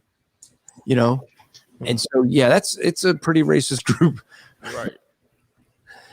And that's something else I wanted to bring up. There's 2 points I did want to draw because we brought up Trump earlier. This was from an old earlier you mentioned about Donald Trump. I've heard an argument that because you mentioned about Bush when it came to Katrina. This was a while back, Andrew, with how people would blame Bush for what happened and stuff like that. Well, when it came to the coronavirus, I've heard people made the argument, and it's all conspiracy. That Trump, that he could have blocked our borders and protected America, but he didn't do it. He didn't do it in time. Though in January he did make an announcement that this is something we should do. Yet he could have done it. He didn't do it. But what Trump did do is that he was in cahoots with Russia. So he warned Putin, and Putin closed his borders. Therefore they had the least numbers of cases. And so therefore Trump, he was trying to, he did all this to basically cause this chaos in America to get him reelected in office. So or back to the you missed one part of that. I don't know if you saw the recent one. China says that Trump created it. That this was Trump got the army to create the virus and sent it to China. Now, what it was interesting is I asked the person I was having a conversation with, is like, okay, could you mention about Bush how because the states have rights, right? So Trump he says that this is what he wants to do in January. He says, okay, this is what we should do. We should stop travel from China, right? It didn't happen. He was called I don't know the technical term. Xenophobe. Yeah, xenophobe because of that. But then he was in a press conference recently. He was questioned. He's like, Trump. He said, "Mr. President, why didn't you do enough to protect our borders?" And he's like, "I said this is what we should do months ago." It's crazy. But then it's like, but this is America. So like he can't control all this. But how is Russia ran?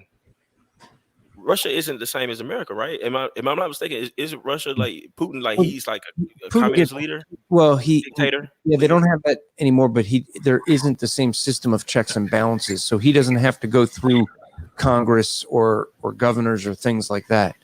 So, and here's the thing that really frustrates me.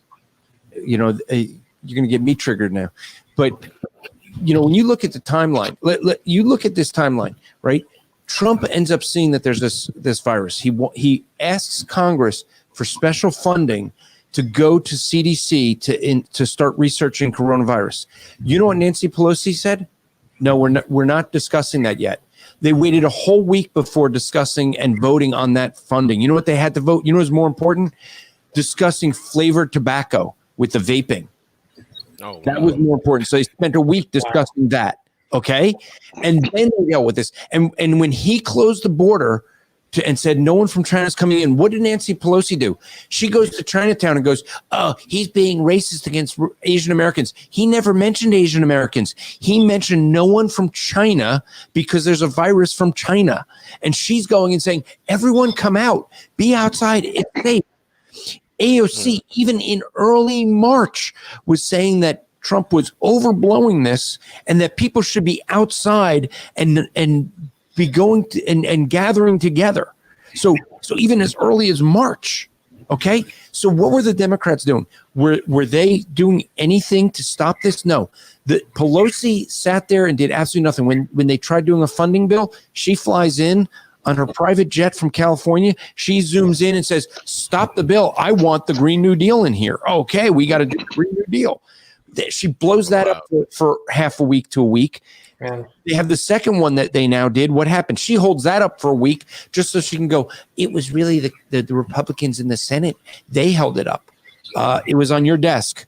How did the Republicans? I mean, they handed it to her a week ago, and somehow it's the Republicans' fault that she didn't sign it.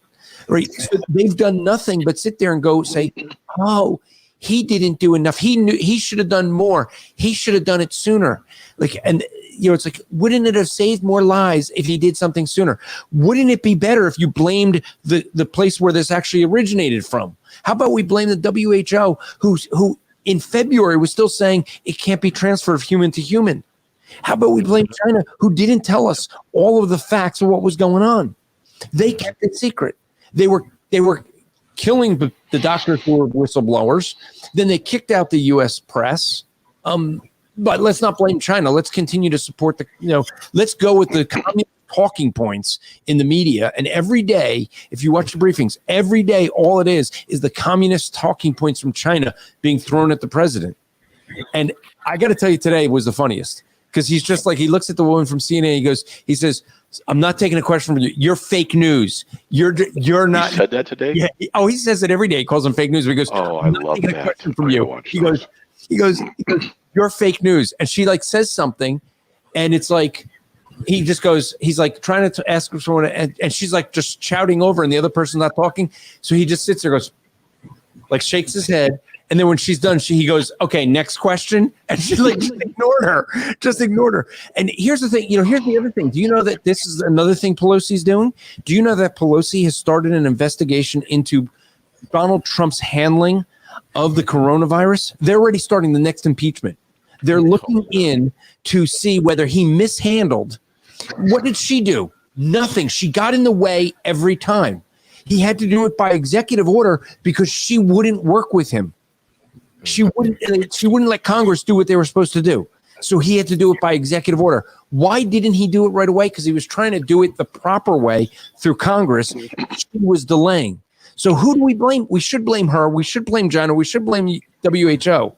That's who should be blamed. But so if people ask, like, okay, what does that have to do with being woke? Like, this is it. Woke, our definition woke is being aware of injustices. And according to the conspiracy, then Trump has committed a grave injustice against his own country, the country that he's supposed to be protecting and serving.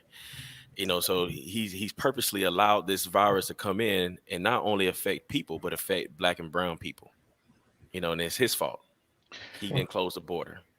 So, yeah. Man, he is so evil. Jeez.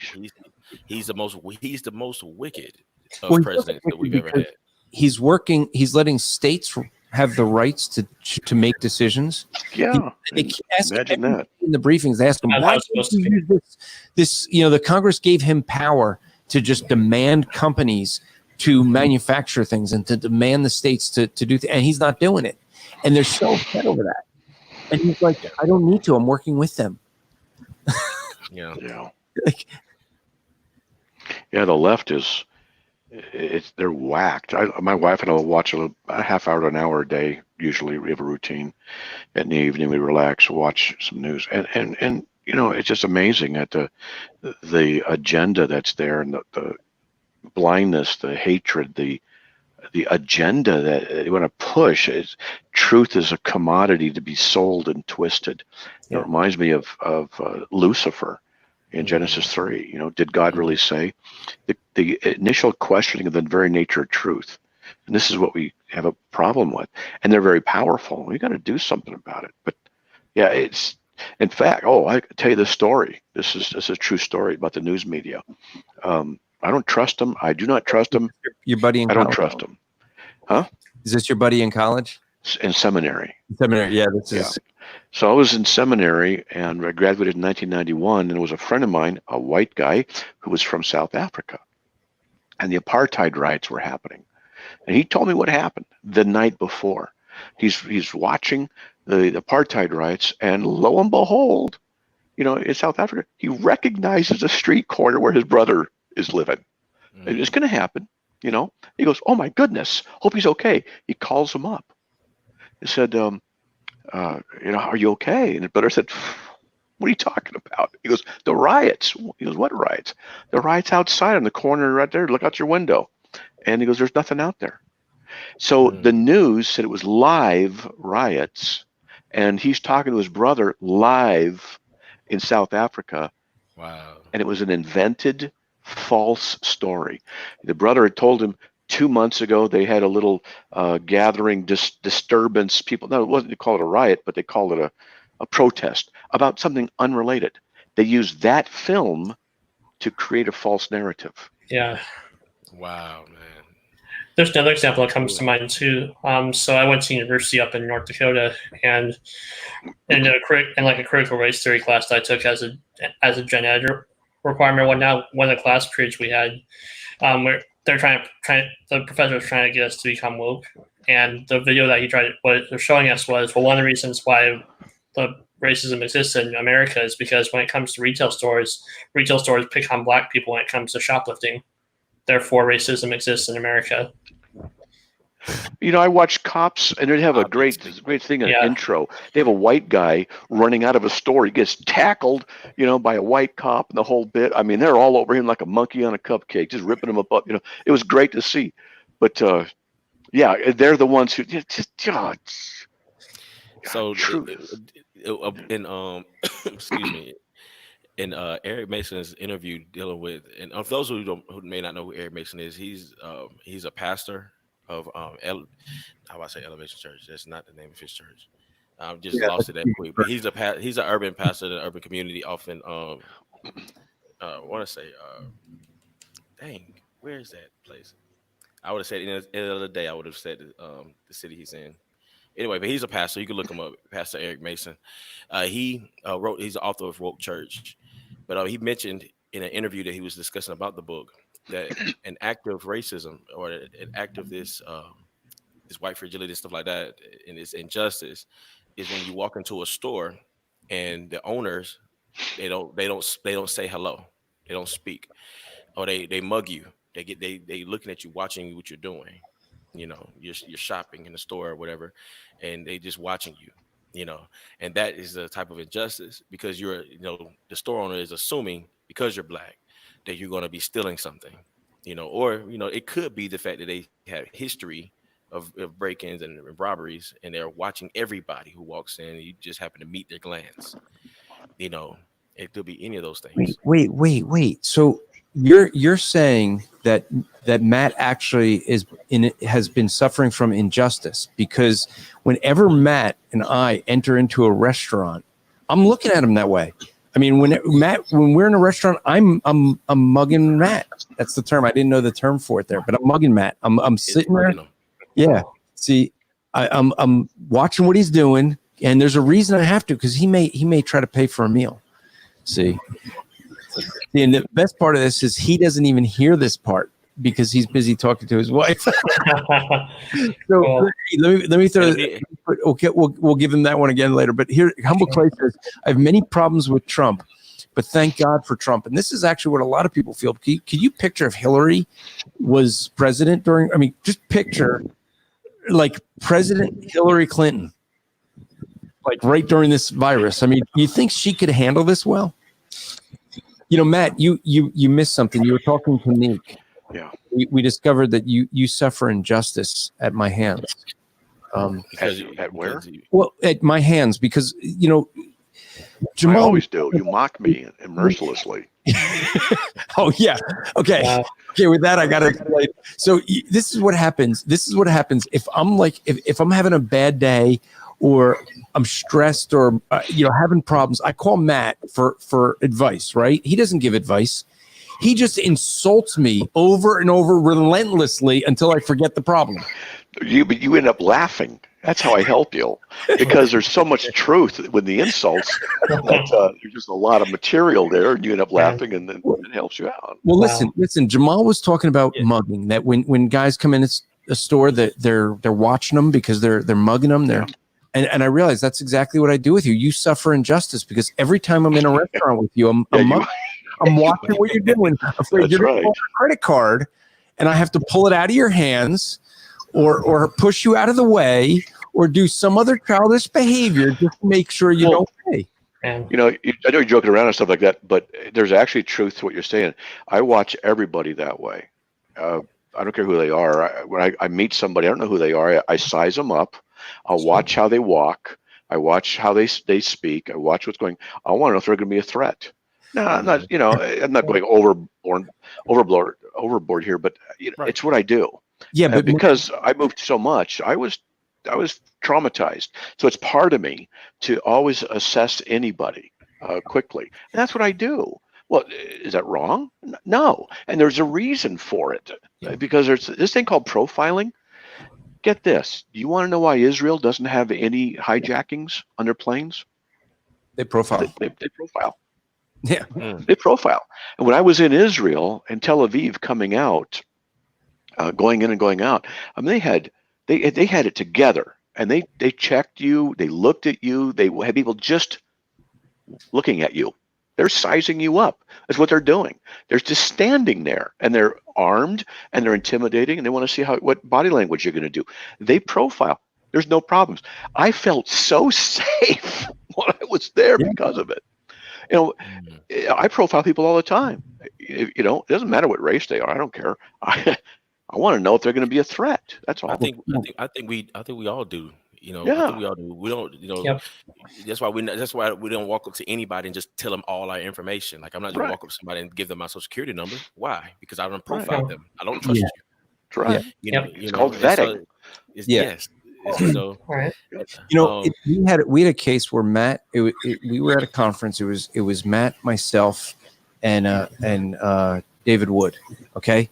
Here we are. The pastor takes us to dinner before the conference. We just lost Chris. He takes us to dinner, and there's one chair that's against the wall facing the restaurant. Oh yeah. And the three of us are all fighting over who gets that chair, and so that we can not have our backs to the door, so you can watch. Correct. So we can watch. So I ended up winning based on this. This was the argument. This was the logic. We were all fighting, trying to give reasons why we needed that chair. Matt was like, well, I get attacked more. I turned to Matt and said, yes, but you're in New Jersey now, and you can't carry. Therefore, you're the worst out of all of us, because you in that position, you can't do anything. And so then David Wood and I are arguing over who has more of a karate and martial arts background to who could defend the most of us. So I had years of martial arts.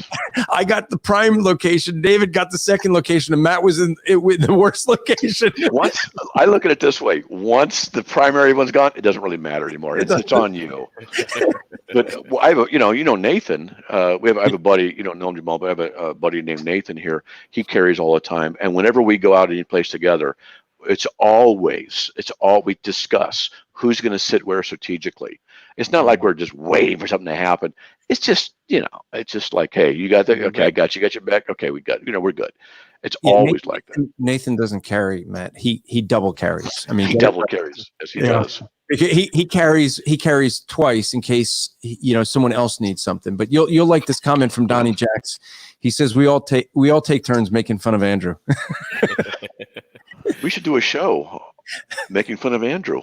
Oh man, that'd be good. Somebody should do it. Yeah. You could do a compilation. Somebody can make a compilation of all the times that you're taking a crack at him. On one video. That's right. Yeah.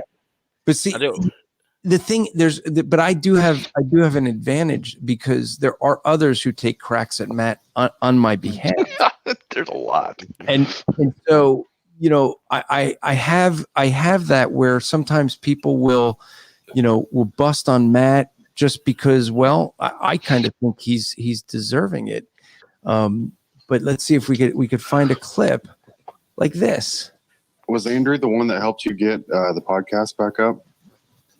Yeah, he did get the podcast. He didn't help me. He did it. Yeah, that's right. Don't you think you owe him a dinner for that? Oh, no, he didn't. Got him. See, even when Matt's on other shows. Yeah. See, Jamal, like, we joke around who's going to buy, and he's outsmarted me a couple times, but the best one was we were in Utah, and it was late, like 11 or midnight, whatever it was, 10 or 11, anyway. And he was feeling a little bit under the weather, just a little bit, not sick, but, just a little worn down. It was okay. And so we go to McDonald's. This is, we're doing Witnessing the Mormons who've been out there for hours, and the whole thing. And so we come back and we're going to go there. And we've had wrestling matches over things, and I've taken things, he's taken, anyway. So big children restaurant, entertainment for many people. That's right. And so we're pushing. He goes, look, it goes, go ahead, and because I could tell he's not feeling up to it. So I go, okay, great. And so take my card, and I pay, and he goes up and orders. I had paid for mine. You let me pay for mine. Oh, that's right. You already paid. Because I wasn't going to fight you because you weren't feeling right. That's right. And so then I buy mine. And, and I remember going, see, I can buy my own stuff. Ha ha. I mocked him. And then I walk over 20, 30 feet to the soda machine to get something.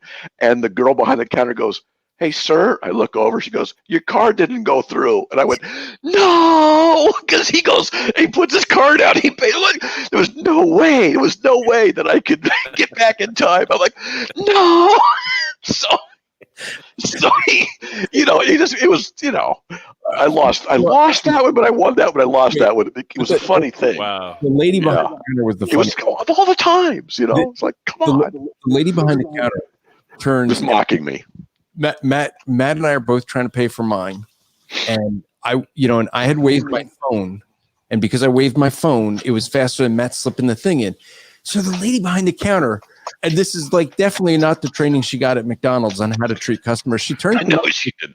You're a loser.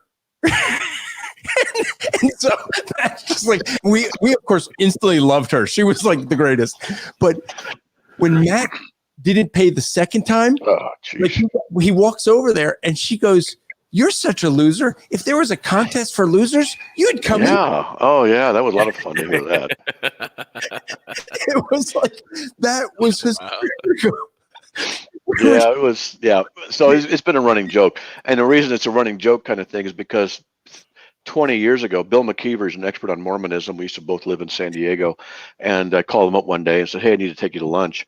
And because I got him a lunch, he goes, okay. So I drove 40 minutes to where he was and picked him up. We went to a restaurant and I forgot my wallet. It happens. Wow. So we laughed, and he bought it. So now I owe him two, and I go 2 months later. I call him up. I go, hey, dude, man, I owe you a couple lunches. Let's come on down. He goes, okay, great. And so I came down, and I still remember them. I still remember this to this moment. I'm sitting there, getting ready to pay it. I go like that, and no lie, I forgot my wallet for the second time. And I sat there, and I could see the future. I remember just pausing, going, mocking forever. Here it comes. And he looked at me, and he lit up, and he goes, you forgot your wallet again. And it started instantly. And so it's been a kind of a running joke. And so whenever I see Bill McKeever or anybody who knows Bill, he's an expert on Mormonism in Utah, I just say, tell Bill that he owes me a lunch. So buying lunches is kind of a thing. Well, the first time I met, when you knew I was going to be meeting Bill, you were like, hey, make sure to let him know that he owes me a lunch. Yeah. It's a running joke. And once where it was with him, with Andrew at a restaurant in New Jersey, I get up 20 minutes early to go pay the bill.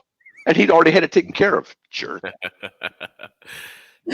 Not slick enough. Called you a jerk for, buying him a meal. Yeah. You notice the trend, though. Matt never pays for meals. And noted, and remember we were at, I think it was, I He's forget got- where it was, Wendy's or something. And I have my wallet. You go ahead. I got buy yours. Great. And you had your pay watch, and you moved your watch over by the thing, and it pays. And I'm like, why would I take my thing? Okay, this is how this happened. So we go to Chick-fil-A, right? And Matt made me promise that I wouldn't take my wallet out. And I said, no problem. I won't take my wallet out. I promise. And so he's like all happy. And I take my phone and I just wave it over the thing. I hear the ding. I put my phone away and she goes, oh, it's all right. He already paid for it. And he goes, how? We're in this restaurant and when she goes, oh, he used his phone. He used Apple Pay. And he goes, what? And he did it so loud. This entire restaurant is looking at him. He never knew about Apple Pay or Google Pay. So the next I didn't know you had it on there. You got your phone? Nothing. And I said, I won't take anything out. And I just leaned my watch over. Yeah, jerk. Oh man. So we got to tie this into some racism too. It's a Jewish thing, trying to be financially superior to Germans. It's obviously a racist plot somehow. He's getting back to all the tyranny that all the Germans put through. That's right. Embarrassing me over the air because it's a long, complicated plot. Yeah. You know, it's really bad, Jamal, is I've actually called up his radio station, his radio program, Slick Live, and I call in and I just go, why do you call me a jerk? And yeah. Him have to explain to his own audience. Yeah, they got to explain everything. Yeah, that's right. Now, I know. I mean, switch subject real quick, but I had one of the commenters, John Brown. Yeah. I mentioned Eric Mason earlier, and I'm thankful for him leaving the comment because sometimes you're thinking about something and then you just lose it. You just lose it when you talk about something. So Eric Mason, he's a founder and pastor of Epiphany Fellowship in Philadelphia, Pennsylvania. That's where he's from. And I got a good friend of mine who lives in Pennsylvania. So it's like it killed me that I couldn't remember the state, but yeah. So he's from Philly. At Epiphany Fellowship. Now he's a Christian brother. Like you listen to a lot of his sermons, gospel centered and everything else. It just when it comes to this issue, I got serious qualms with him. In his teaching. Why is that? Stuff. Just when it comes to the issue of wokeness, with being woke and everything else, because of what he says. In his book, he talks about how he draws his premise for being woke from W.E.B. Du Bois, who was an atheist. And so the whole thing is based off of the premise of that basically black people have this double consciousness. But where Eric Mason comes from, he says, well, because he's a Christian, he adds Christ consciousness. So you gotta have all three. And in Christ consciousness, that's just the anchor that holds everything else that keeps everything else in place. But to truly be woke, you must possess all three levels of consciousness. And this double consciousness that W.E.B. Du Bois talked about was that black people, and it's only for black people. He didn't mention this for all people. This is just black people being aware of how you're viewed by society and the fact that and then who you are as a black person. So you got to be aware of those two things, and that's your consciousness. And then what Eric Mason says is, well, you got to be a Christian. To be truly woke, you must be a Christian and have that.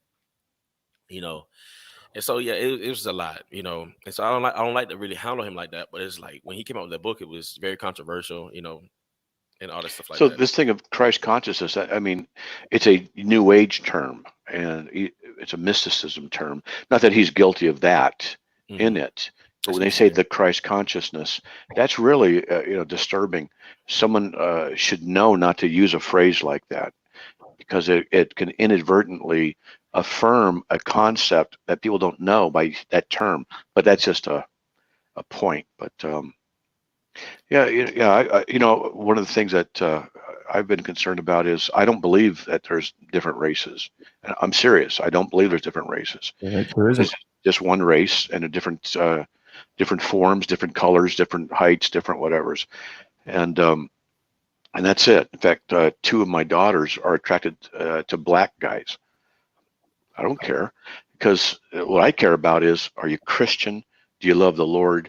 You're going to be a good protector and provider, and are you a man of integrity? That's all I care about. And that's how it's supposed to be. Right. So I don't see someone as black or Asian though I certainly noticed that. I just, in my head, no, there's one race.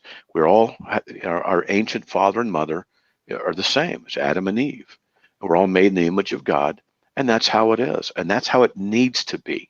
Right. And with that, we can start blaming others for our situation. I got plenty of people to blame for my situation being as bad as it is in some areas. And I'll tell you, not a single one of them was white, was black or Asian.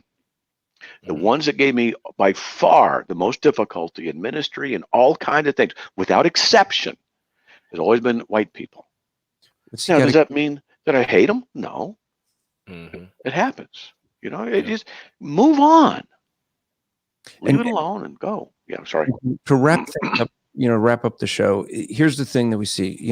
There's a couple factors that I hope you guys pick up. One, there's one race. We are the human race.